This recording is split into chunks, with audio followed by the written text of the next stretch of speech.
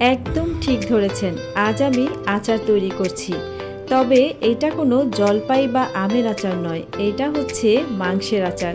হ্যাঁ, আজ আমি গরুর মাংসের আচার তৈরি করছি। শুনেই হয়তো ভাবছেন গরুর মাংসের আচার না জানি কত কঠিন, কিন্তু না, একদমই সহজ। তাহলে চলুন কথা না বাড়িয়ে শুরু করি আজকের রান্না। প্রথমে আমি এখানে নিয়ে নিয়েছি আধা কেজি পরিমাণ গরুর মাংস। আমি এরকম ছোট ছোট পিস করে কেটে ভালো করে ধুয়ে পরিষ্কার করে নিয়ে নিয়েছি। আর হ্যাঁ, এর ভেতরে কিন্তু কোনো হাড় বা চর্বি দেওয়া যাবে না।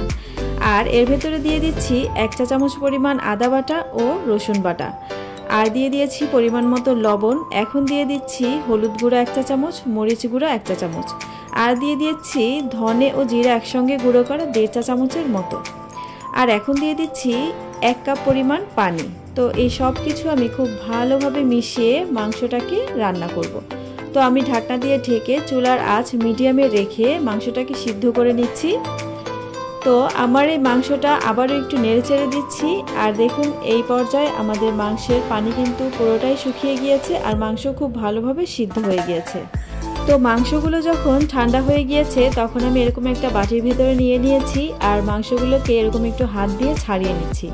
আপনারা চাইলে শিলপাটার ভেতরে একটু হালকা ছেঁচেও নিতে পারেন। আর যদি চান যে না, আমি এরকম মাংসগুলোকে ছাড়াবো না, আস্ত থাকবে, তাহলে আপনি সেরকমও রাখতে পারেন। আমি এগুলোকে একটু ঝুরা ঝুরা বানিয়ে দিচ্ছি, তাহলে আচারটা খেতে আমার কাছে বেশি ভালো লাগে। তো আমি আচার তৈরির জন্য সিক্রেট একটি মশলা তৈরি করে নিচ্ছি, তাহলে চলুন দেখে নিই।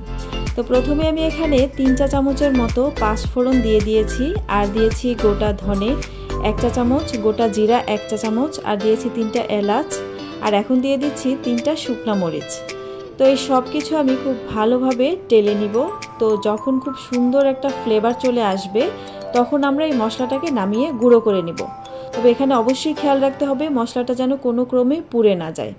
তো আমি মশলাটাকে উঠিয়ে একটা সাইডে রেখে দিয়েছি ঠান্ডা হওয়ার জন্য। আর এদিকে আমি কড়াইতে দিয়ে দিয়েছি প্রায় 250 গ্রাম মতো সরিষার তেল। এখন আমি এর ভেতরে দিয়ে দিচ্ছি কিছু গোটা মশলা, যেমন দারচিনি, এলাচ, তেজপাতা, দিয়েছি 4টা শুকনা মরিচ, আর দিয়েছি পাঁচফোড়ন। এই সব কিছু আমি এই তেলের ভেতরে একটু ভেজে নিব। তো যখন খুব সুন্দর একটা ফ্লেভার চলে আসবে তখন আমরা এর ভেতরে দিয়ে দিব আমাদের সেই সিদ্ধ করে রাখা গরুর মাংস। তো আমি মাংসগুলোকে এর ভেতরে দিয়ে নাড়াচাড়া করব। আর দেখুন, আমাদের সরিষার তেলের জন্য এরকম অনেক ফেনা উঠে এসেছে। তো আমি চুলার আঁচটা একটু কমিয়ে এর ভেতরে দিয়ে দিচ্ছি গোটা রসুন। আমি এখানে 10-12টার মতো গোটা রসুন দিয়ে দিয়েছি। আপনারা চাইলে এখানে বড় রসুনের কোয়াও দিতে পারেন। তো আমি এই সব কিছু খুব ভালোভাবে নেড়েচেড়ে মিশিয়ে নিচ্ছি। আর এর ভেতরে দিয়ে দিচ্ছি আধা চামচ করে রসুন আর আদা বাটা। তো এই সব কিছু দিয়ে আমি আবারও একটু ভাজা ভাজা করে নিচ্ছি।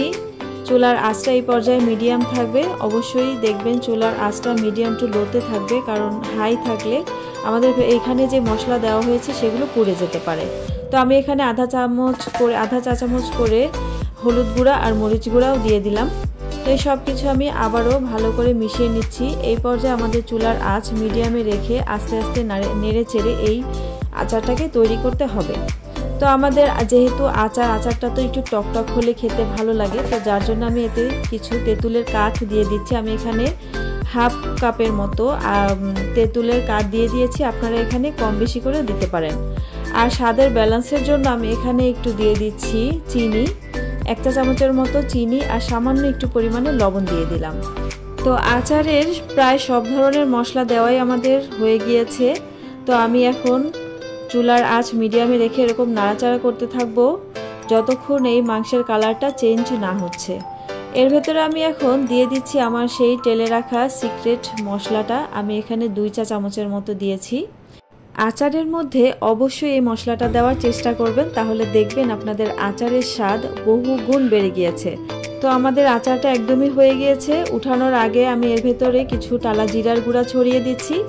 আর একটি কাচের জারে যদি এই আচারটা আপনি সংরক্ষণ করেন 6 মাস মতো ভালো থাকবে। অবশ্যই আচারটা তেলের মধ্যে ডুবিয়ে রাখবেন আর মাঝে মাঝে একটু রোদে দিবেন। তো আশা করছি আমার এই সহজ রেসিপিটি আপনাদের ভালো লেগেছে। ভালো লেগে থাকলে অবশ্যই আমার চ্যানেলটি সাবস্ক্রাইব করবেন, লাইক, কমেন্ট ও শেয়ার করবেন। আল্লাহ হাফেজ।